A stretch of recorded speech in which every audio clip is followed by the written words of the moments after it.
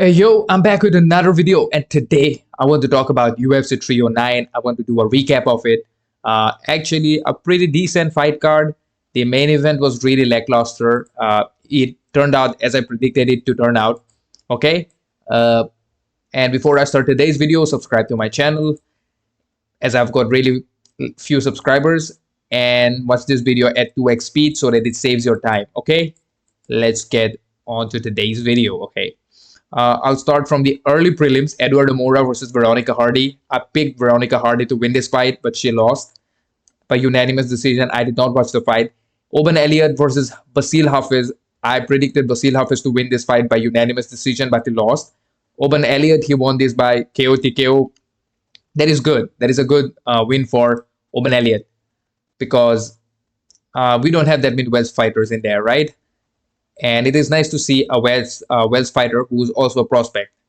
So good for him. Good for him. He's 26 years old. He's going to turn 24, 27, 11 and 2. He's 3 and 0 in UFC. And as far as Basil Hafiz is concerned, he is 32 years old. He gave a really tough fight to JDM. That's it. That's going to be his career's highlight. Okay, now my favorite fighter in the card, Mickey, the adult performer, co-hoster, Gall, whatever. Mickey Gall is a host of a podcast where his co-host is a former adult performer. Again, I don't judge people, but the dude's like, I mean, he says a lot of nonsense in there, and whatever, man. He's just a boring fighter. He's 7-7. His record is 7-7. That is a really bad record. If anyone doesn't understand, like a really bad record. I think UFC should just cut him, and maybe he should just retire. That is what my opinion is. Ramiz Berhimas, he is 31 years old, and he's going to turn 32 next month probably. And yeah, I mean, good win for him. Good win for him. He won by unanimous decision, I guess. No, KO TKO. Good. About this one, Marcin Tybura versus Jonathan Deniz. This was the doctor's stoppage. I did not watch the fight. I did not watch any of the prelims, by the way. I watched the Jim Miller fight. I watched the Jonathan Martinez fight. Yeah, I watched the Jonathan Martinez fight. Okay, Marcin Tybura, I predicted Jonathan Deniz to win. I did not watch the fight, but Marcin Tybura, he won the fight. I'm happy for him. David Onama against Roberto Romero. I did not know who I picked to win in this fight, but David Onama won this fight. Jim Miller, I predicted Jim Miller to win this fight. Jim Miller probably has the most number of wins in UFC right now in the history of UFC. Jim Miller, I'm really happy for Jim Miller, man. He is one of those real OGs, the original gangsters. This dude has been fighting even before I was born, probably. I mean, when did he for the first time? I was born in 2000, so I'm gonna check it out. I'm 24 years old. When was his first fight? His first fight was in 2005. I was probably like 5 years old when Jim Miller made his debut. So, man, he's been fighting for what, 21 years now? Like, not 21 years, 19 years, right? Yeah, he's been fighting for 19 years. And good luck. What a specimen, dude. What a specimen. The dude is like, yeah, big congrats to Jim Miller. I don't really have much to say about a legend like him. And as far as Damon Jackson is concerned, I don't know. The dude should probably retire if you're losing to Jim Miller. But then again, the dude was not really that great. But again, big congrats to Jim Miller. Probably I'm happiest for his win. Marcus McGee, he fraud checked Jonathan Martinez. Jonathan Martinez is probably on a 3-fight losing streak right now. He lost to Jose Aldo. He lost to he lost to Marcus McGee. I predicted Jonathan Martinez to win this by unanimous decision, but he got fraud checked. He's on a 2-fight losing streak right now. He lost to Jose Aldo. He lost to Marcus McGee. And Jonathan Martinez also has like really low fight IQ. His fight IQ is right there with Vitor Petrino, Anthony Smith. No, Anthony Smith actually has a better fight IQ. Vitor Petrino, Andre Sukumtat. Like these people, they have really bad fight IQ because he was in the final round. I was the third round. I did not watch round 1 and 2 because I woke up late. I went for a morning walk and whatnot. Jonathan Martinez, okay. He was leg kicking Marcus McGee and he was dominating him with leg kicks. And Marcus McGee probably would have not been able to, like, if Jonathan Martinez decided not to clinch with Marcus McGee, if he decided not to grapple and clinch with Marcus McGee along the fence, he probably could have finished Marcus McGee and he could have gotten the win. But he decided to grapple with him. And yeah, I mean, he's a dumb fighter, I guess. Does not have a great fight IQ. Marcus McGee is 34 years old. He is 5 feet 8, and he's a bantamweight fighter. Uh, I would say he's what 10-1 right now. Good for him. I think he will probably be fighting a ranked opponent next. So I'm happy for him. I'm happy for him. The Predator. Mauricio Rufy versus James Lantop, Iron Top, whatever you want to call him. Mauricio Rufy kind of got fraud checked, to be honest. When I saw his fight, I was like, okay, this guy is good, but if he fights with anybody who's decent in the UFC, like the top 15, he will probably get fraud checked. Like against someone like Manny Moicano, maybe even Paddy Pimblett, he might lose against Paddy Pimblett because his grappling does not look really that great. And his striking is good. Like if you try to just strike with him, he will have an advantage. But if this guy, this fat guy, James Lantop, he actually, whatever, man, the dude probably missed weight even in catch weight. Again, not his fault. I think I don't know, it was probably a quick turnaround. I don't exactly know what was the deal with him, but he looked really fluffy. He looked flabby, but he was tough. He was tough. Mauricio Rufy hit him with some really good shots, really good punches to his head, but yet James Lantop was able to eat those punches and he kept moving forward like a zombie.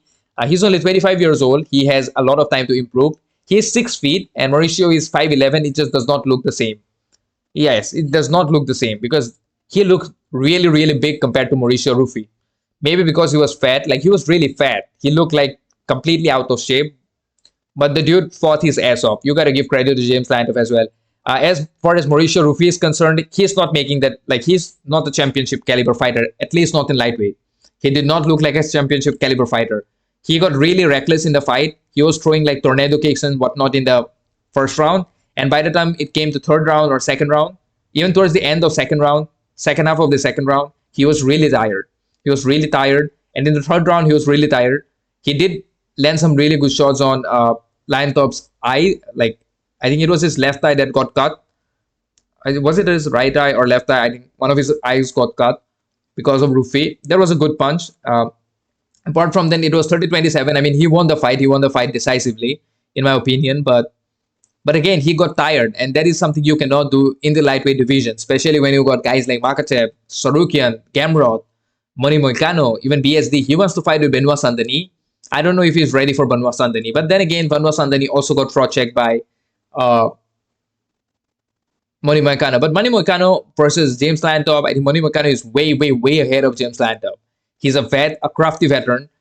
And compared to James Lantop, I think Mauricio Rufy versus Benoit Saint-Denis might be a good fight, but all the beating that Benoit Saint-Denis took in that fight against Manny Moicano, I don't think he will be ready to fight Mauricio Rufy soon. I think Mauricio Rufy should fight against other opponents, other unranked fighters, because he does not look ready for the top 15. Maybe he can fight against somebody like Bobby Green or Drew Dober, right? He can fight with those guys, but any grappler, or maybe like somebody like Esteban Rivovics, Daniel Zellhuber, he can fight against those guys. That will be like really interesting fight for him. But against the grapplers, I think they're going to take him down and they're going to dominate him. He did not look really that good. I had really high hopes from him, but yeah. If you could not finish this random guy, then especially in the lightweight division, like which is really, really good. Vivian, okay, that's enough of this fight. I'm going to talk about Vivian Araujo versus Karin Silva. I did watch this fight, did not watch the fight completely. Vivian Araujo, she had a better gas tank compared to Karina Silva. Karina Silva did put Vivian Araujo in the second round. Like she put Vivian in really bad trouble in the second round. But third round onwards, Karina Silva was really, really, really tired. So not a good sign for her. I think she was supposed to get a title shot. I don't think Dana is going to give her any title shot after this, because her performance was not that good. As far as Vivi is concerned, she is 12-6. I think 13-6 right now. I don't know, man. The flyweight division against Valentina Savchenko, I don't know what they're going to do with them. Overall, I think it was a good fight. Now, the man who actually got fraud checked, he kind of got fraud checked. I mean, if Paul Craig would have been able to finish him, I think Bo Nickal would have been fraud checked, and then he could have become a champion. Just like Jamal Hill, he could have been Bo Nickal could have been a great fighter if he lost to Paul Craig. But since he won against Paul Craig, we don't know. But his performance against Paul Craig was not exactly that good. I mean, he did not really get hurt in the fight. He wasn't really in danger in the fight, but he could not put Paul Craig in danger either. In the third round, I think he rocked Paul Craig and Paul Craig was bleeding. I think it was in the late round 3. I think Bo Nickal landed more shots than Paul Craig. Again, Paul Craig is not exactly a good striker. He's a really bad striker, but Paul Craig could be finished. There are people who have finished Paul Craig. Like he got finished by Brandon Allen. I think he got finished by who else? He got finished by a lot of fighters in the middleweight division. Let me just take a look at his record. He got finished by Caio Borralho. He got finished by Brandon Allen. So he can be finished. Like if Brandon Allen can take Paul Craig down and he can finish him on the ground, then I think Bo Nickal should have done the same thing. But I don't know. Bo Nickal just decided that, hey, today I will be a boxer. Today I will throw a lot of leg kicks and I'll throw a lot of punches. Maybe, maybe he wanted to test his striking against Paul Craig. Not exactly a bad idea to test your striking against Paul Craig because he's not a good striker, so he's not going to put you in a lot of damage. And Paul Craig looked like a giant person compared to Bo Nickal. And Bo Nickal is not a small person. He's like 6'1", 6'2". He's 185, a legit 185er, but yet Paul Craig looked like a humongousaur against him. Humongous compared to Bo Nickal. Right now, Bo is what, 7-0 in UFC. Look, if he defeated Paul Craig, who's next? Let me just take a look at these rankings. Light heavyweight, middleweight. Okay, let me take a look at this record. This ranking. Let's see who he might be fighting next. Where is Paul Craig? Where is Paul Craig? Sure. Okay, Paul Craig is ranked number 18 right now. All right. Where is Bo Nickal then? Let me refresh this. I might get a... Paul Craig is still number 18. So his next opponent should be technically Shara Magomedov or somebody like Kevin Holland or Chris Curtis, Jack Hermanson, Roman Dolidze. Look, none of these fighters look like... look, I feel like all of them can defeat Bo Nickal. All of them, I think, can defeat Bo Nickal. If you cannot dominate, if you cannot destroy Paul Craig, then how the hell are you going to destroy somebody like Chris Curtis or like Jack Hermanson? Jack Hermanson also has good grappling, but I think he will be physically less imposing compared to Paul Craig. Paul Craig was like physically more, like really imposing. Where is Bo Nickal? He was like really below it there. Like, I'm really interested in what Bo Nickal is going to do next because he defeated Paul Craig. Now, you're not going to go and fight somebody below him in the rankings. He can fight against Michel Pereira. Yes. Michel Pereira in the UFC official rankings, he's ahead of Paul Craig. So, whatever. I don't know what you do with Bo Nickal. I'm really kind of worried about Bo Nickal. If he fights against somebody like Fluffy Hernandez or Sharaputin, against Sharaputin, he's going to get knocked out. If he played the same game that he did today, I think against Sharaputin, he'll probably just grapple. So, I don't know. I don't know why Bo did not try to grapple. I think Bo should have grappled with Paul Craig and he should have shown everyone in the middleweight division, hey, look, I'm a superior grappler. I'm the best grappler in UFC right now. I think he should have done that. But instead, he just decided to strike with Paul Craig. That was a really lackluster performance. Also, the entire Republican cabinet was in there. The entire President Trump's cabinet was there. Elon Musk was there. Vivek Ramaswamy is there. RFK Jr. was there. Tulsi was there. The President-elect of United States of America, the 47, going to be 47th President of United States of America, Donald Trump was also there. So Bo Nickal was not losing the decision that night. Tonight, Bo Nickal was not losing the decision, okay? That was not going to happen. The judge might would have had to, like, and that was in New York, in MSG. There was no way.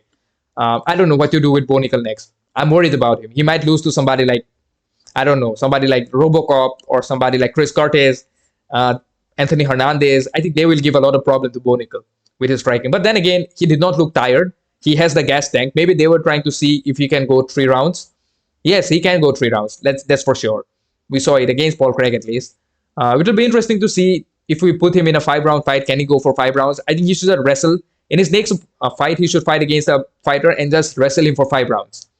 Just win decisions. I mean, look, at the end of the day, I respect a win is a win. But still, we had high hopes from Bo Nickal. Okay, the co-main event, Charles Oliveira, where Michael Chandler cheated blatantly. Keith Peterson was smelling like cigarettes and wine or whatnot, cigarettes and whiskey. Keith Peterson, I don't know what his problem is, but Michael Chandler threw like 50 headshots to the back of the head of Charles Oliveira, for which he should have been at least taken a point, or at least, I don't know, some kind of fine should be issued against Michael Chandler. He was also grabbing the gloves. He was also grabbing the fence. But then again, still, it doesn't matter. Charles "The Bronx" Oliveira was able to find a win. I thought Charles would have finished him in round 2, but props to Michael Chandler. Props to this midget. Like, I mean, he's taller than me, but whatever. Props to this, whatever it is. He's a weird human being, but somehow he was able to withstand the beating that it took for like 5 rounds. And Charles was like really, really patient in this fight. He did not want to take any damage. He did not, I don't think he took that many damage. The only damage that he took was in round 5 from all those illegal blows and that lucky punch that Michael Chandler was able to throw, because he wasn't able to do anything for like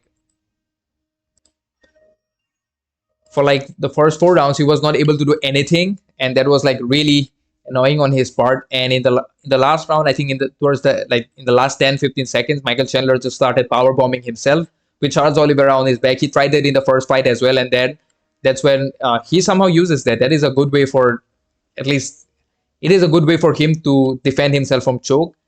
But it's really surprising for me that Charles Oliveira fought against Michael Chandler twice but could not submit him, and Dustin Poirier actually did submit him. And yeah, I mean, I don't like Michael Chandler for some reason. Like, the dude comes off as a little bit of a gimmick. He just comes off like he's not honest. He comes off like a politician. Yeah, he's more like a Democrat. I don't know. Like, Michael Chandler might be a Democrat. We don't know. He might have voted for Kamala. He might have. He might have voted for somebody. Like, I don't care. The dude is he's weird. He's a really pretentious kind of a person, and I don't like those kind of people, especially not in the UFC. And he called out, I think, Conor McGregor after the fight. I did not watch the post-fight interview because I was watching something else as well on the side. But big props to Charles Oliveira. I don't know what to do with him next. What the hell do you do? Do you give him another fight with Makhachev? I don't think so. Maybe Michael Chandler should get an opportunity to fight against Makhachev. Then he gets beaten up even worse. But what do you do with Charles Oliveira, man? I don't know. What do you do with him?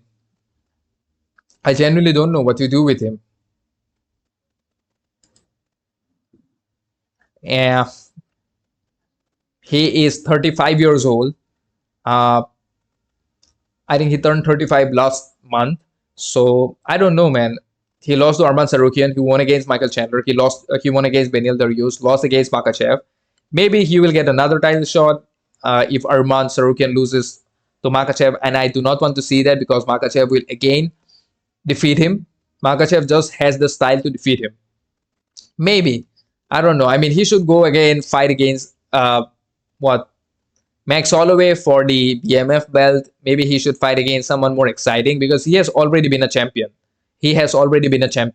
I don't think he needs to be a champion once again, and I do not see him defeating Makhachev. All right, I'll make those a separate video about it. But big props to Charles Oliveira. Now the main event. Let us talk about it. Oh my, oh my, oh my. What do I want to talk about? This one. Okay. Jon Jones versus Stipe Miocic. What did I tell you? I said Jon Jones was going to win this by a TKO in round 2, but he won in round 3. Okay. My bad. But he did win by a KO TKO. I told you he was not going to knock out Stipe Miocic flat, but he did knock him out with a spinning back kick. Out of all the things that he could have knocked him out with, and I think even in round 1, like, I thought he was really close to finishing Stipe Miocic in the first round itself.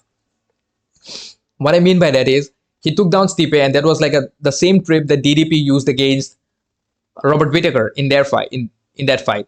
And he was able to take Stipe down, and then he landed a lot of ground and pound, good shots to Stipe Miocic. And Stipe Miocic, I do not think he recovered after that.